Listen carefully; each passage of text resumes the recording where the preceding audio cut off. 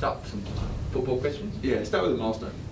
Sounds good. What does 200 mean to you, Rory? It's been, an unconventional journey from a rookie-listed player to where you are now. What does it mean to you to get here? Yeah, it's obviously a huge honour, and I'm really proud to play it for one club. Adelaide gave me a chance as a 17-year-old, as you said, off the rookie list, and wasn't the biggest fella. I'm still not the biggest fella, and they, as I say, gave me a chance, and hopefully I've repaid some of that back. So I sort of gets mixed into the season a bit. Obviously, I'll try and enjoy the week, but I think at the end of the year, end of my career, it will a bit more resonating on it. So very proud. Have you been told too small over the journey? I did early on, a few times. I heard that was the reason why a lot of clubs sort of passed on me. That was the time where the prototype was a big inside midfielder. Hopefully proved a few wrong. Do you like that you've not only you proved them wrong as an All-Australian defender, but now you're doing the work as the primary sort of ball winner in an engine room? Does that give you some pride in the way you've been able to sort of change perceptions? Yeah, a little bit. Yeah, I'm really enjoying my time in the midfield. Obviously, like my time at halfback too. But Matty Nick swung me in there and haven't looked back. So I'm really enjoying the young guys we've got in there at the moment too, with Berry and Schoenberg and Saligo, and working with them. They keep me on my toes. So I'm really enjoying it. But does this sink in now, or when you run out onto the field, the feeling that it is a milestone? Does it feel different for you?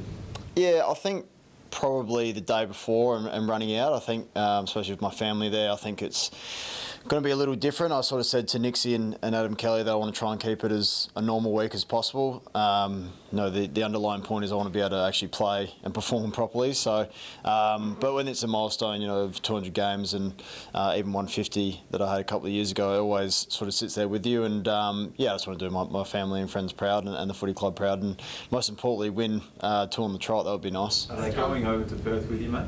My family? Yeah. I think Dad's on a different flight, but I got some sisters, and Mum and stepdad will be on the same flight, so I'll be spending a fair bit of time with them over there. And what do you get for 200 games? You get a little plaque? You get any sort of... Yeah, I think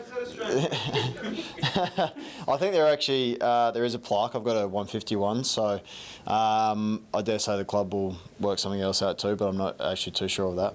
I heard they might have played a bit of a prank on you before. Can you explain what happened? Yeah, I was doing a radio interview with Triple M. I think it's coming out today, so I'll let the public see it. But they got me a ripper. I actually had no idea, so I look a bit silly, but it's all in good fun. Do you think, I know the family's coming over, do you think Riley will come over with you? I think he's put his hand up. I think he was doing a bit more today. Same with Nick Murray and Jordan Butts, just doing some training stuff. So it'd be a matter of how he's feeling. Twisted ankles, it's sort of touch and go. But he might come over and it might be a test, so we'll see how that goes. What are some of the key things you learn about yourself over the journey? That's a pretty good question. I think with mine, it's probably a little bit of perseverance, but and being diligent in what I want to do around football. I had a pretty up and down year in 2014. I was sort of in and out of the side and learning more so about me as an athlete and how to prepare to play AFL football and play it as a consistent, high level. Learning off coaches like Darren Milburn and Daniel Talia at that time were probably big pillars and stepping stones into my career. Just the actual work that goes into preparing each week probably wasn't at the standard, and then since then I sort of haven't looked back. So it's been a few learning curves there for me. Position-wise, are you playing now where you want to play?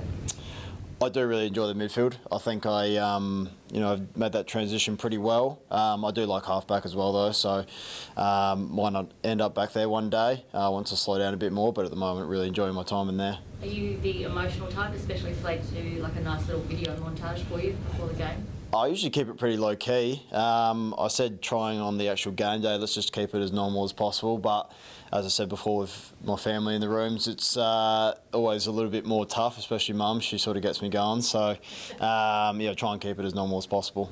We see you wear the no contact hat a lot at training. Is that just because you lay so many tackles on the weekend? Yeah, I'll just say give me the day off during the week. No, just a bit of precaution. I had a couple of knocks early on. They're just sort of lingering around a bit, so no point doing more damage to it during the week. But in the end, I ended up tackling today, so it's actually feeling fine. It's just a bit of a cautionary thing. Do you just like how it looks? So you must have been wearing it for a couple Yeah, well, I'm pretty lucky they sort of match the hat with my shoes, so it actually looks pretty bright. So orange for orange boots and green for green. So no, it looks pretty interesting at times. Do you have any more personal goals that you want to tick off? I know obviously the team aspiration, but is there anything that you want to tick off yourself?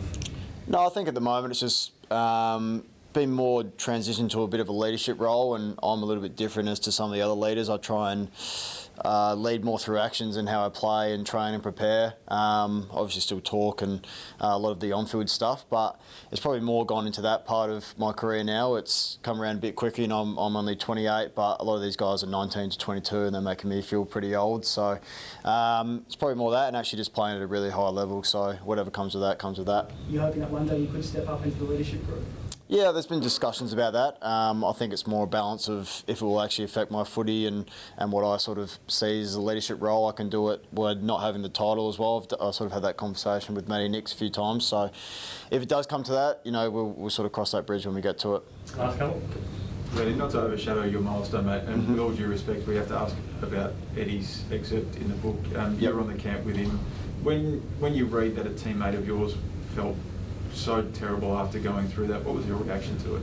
Yeah, obviously, I'm close mates with Eddie and a teammate for many years, and such a liked figure and loved figure at our club and respected teammate. It's always not great to hear that, obviously, when it traumatises personal, individual experiences. But on that, I think each individual had different experiences, and I actually wasn't on that sort of part of the camp, I guess. So I can't really comment on the ins and outs of it. But obviously, as a former teammate and a friend, you don't like hearing about that. Will you contact Eddie?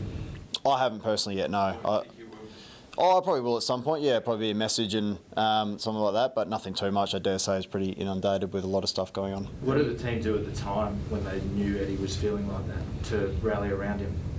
I'm actually not too sure the ins and outs of it in terms of actually the leadership stuff that was sort of spoken about. But I know how well liked and respected he was, and how close he was with a lot of our teammates. And I dare say there would have been some conversations. I personally didn't have them, so I can't really comment on that. Tim said that he addressed the group, or the group has addressed about it this morning. What was the message, and is there a hope that everyone can move forward from this? Yeah, I think that's the main goal, is to actually try and move on from it. I think we sort of had, but obviously you have to respect Eddie and what his thoughts and processes were on it. It's about looking after Eddie and how he's feeling and making sure we can just move on this, as a collective, and make sure everyone's as good as possible going forward. How do you reflect on it at the time, Lady? No, I didn't, as I said. Did Eddie voice any concerns around the time? Not to me personally, so I'm not really one to comment on that. And as I said, I was actually in a different sort of group to what he was doing, so I don't actually know the ins and outs of it. But as I said, everyone had individual experiences, and obviously Eddie's was a little bit different to some others.